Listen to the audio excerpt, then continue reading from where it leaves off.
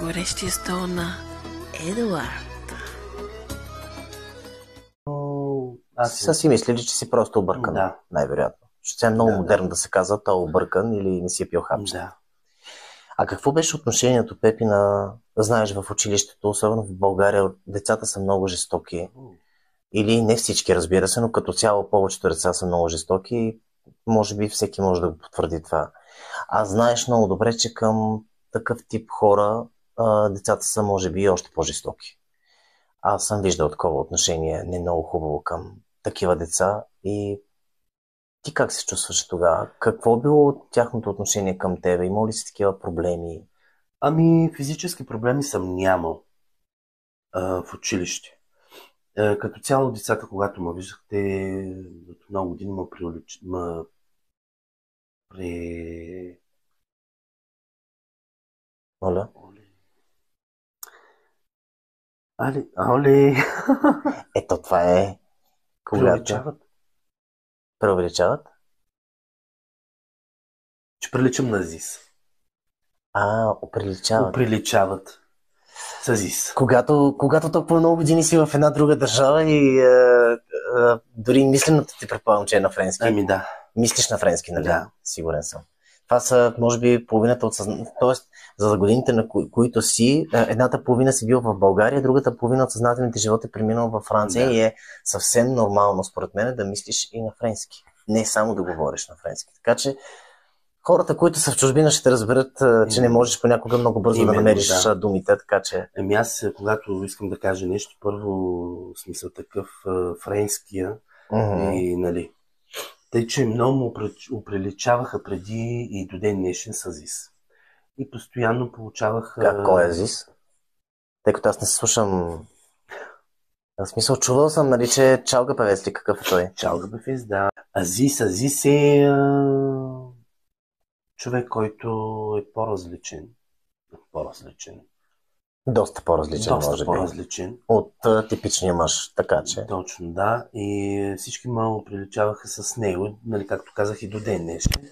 И като цяло в училище получавах постоянно обидите, нали, от децата.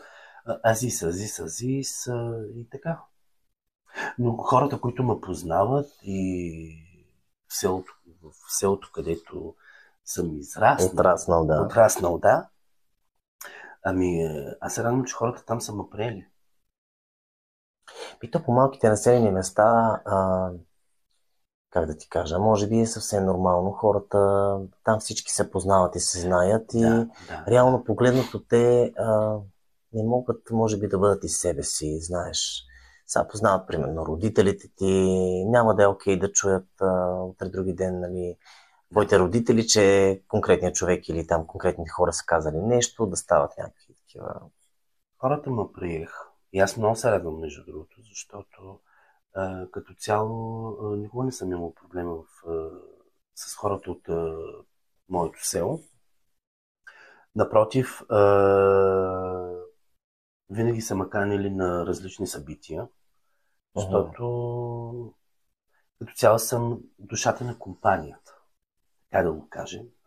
И те наистина и до ден днешен продължават и да ме канят, въпреки че вече не съм, нали, че не съм в селото, ще се живея във Франция, само когато чуя, че аз се прибера, както сега, нали, аз се прибрах, всички почнаха да ме търсят, да ми звънят, изненади имах, появиха се хора, видях къде... Ти доста и рядко се прибираш в България. Да, видях хора, които не съм виждал от години.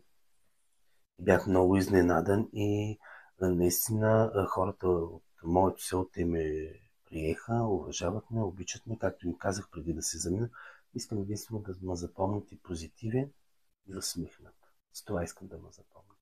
Няма как да не те запомнят, не е нужно да го казваш, защото ти си наистина много позитивен човек. И слушайки те наблюдавах.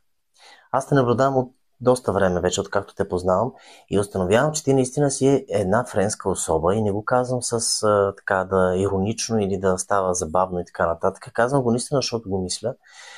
Ти говориш и се изразяваш по много интересен начин и щях да се пошегувам с теб и да те питам а, ти си от село Да. и си избягал от селото по една или по друга причина, но селото избяга ли от тебе? Но слушайки те така, как говориш, как разсъждаваш, как въобще комуникацията ти с хората, не само с мен, защото сега, примерно, те снимат, по принцип ти почти така в обществото 24/7, аз съм очевидец на това нещо. И може би този въпрос е много безсмислен, защото ти си избягал от селото поради следвал си твоя път, примерно. Това е било твоята мечта, да отидеш там, да се реализираш, да направиш нещо. Казвам го не случайно, защото има много хора, които бягат от селото, но селото никога не бяга от тях. И това селското поведение винаги си му остава, нали така. Аз винаги казвам, нека да не забравяме откъде сме тръгнали. Да, и на моменти, да, селото не е избягало от мен.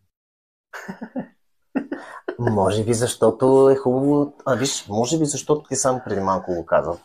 Хубаво е човек да не забравя откъде е тръгнал и по кои пътища е ходил, по кои улички е ходил, докато стигне до там, където е в момента.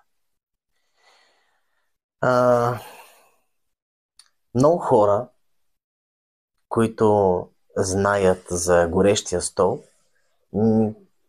някои ме опрекват, други ме така базикат, ако мога така да го кажа, че в крайна сметка, нали, горещия стол пък няма горещи въпроси. Нали? Всички искат горещи въпроси и така нататък. Аз много пъти съм казвал, че горещите въпроси идват според гостите.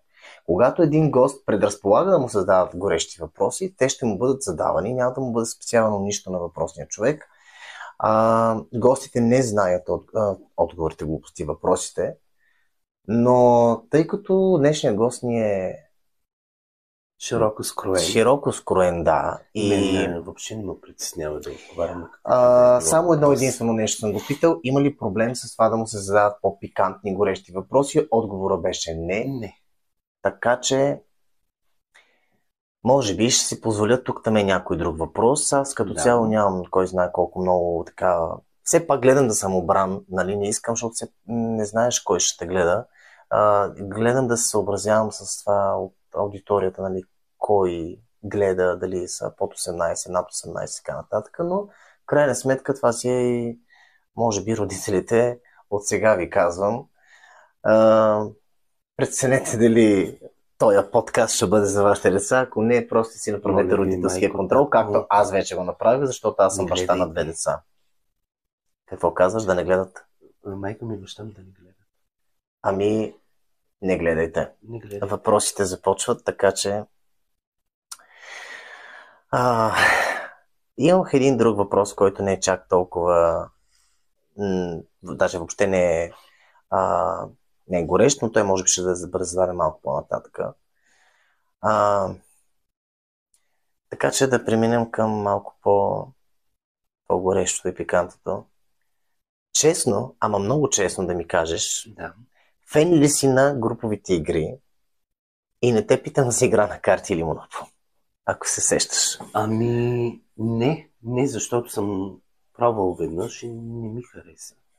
Пробвал си груповите игри? Да, аз и още двама. На плажа в Албена. И това са една реклама за Албена или не? Ами... На кой плаж? Трябва ли да кажем на хората, смисъл? Там може би трябва да ходят с кандило, нали, смисъл да си и със светена вода, нали, защото там било явно много грешно място. Да. Ами... Боже Господи, не мога да повярвам. На плажа на Албена. С още двама. Те били французи. Значи било романтично сигурно. Нали, така, всички казват, че французите всъщност са много романтични елементи. Така ли е наистина? Живееш доста време в Франция. До някъде да. До някъде да. Кои са по-добрите любовници? Българите или французите? Говоря любовници общо. Зависи от самия човек. Няма значение дали българин, дали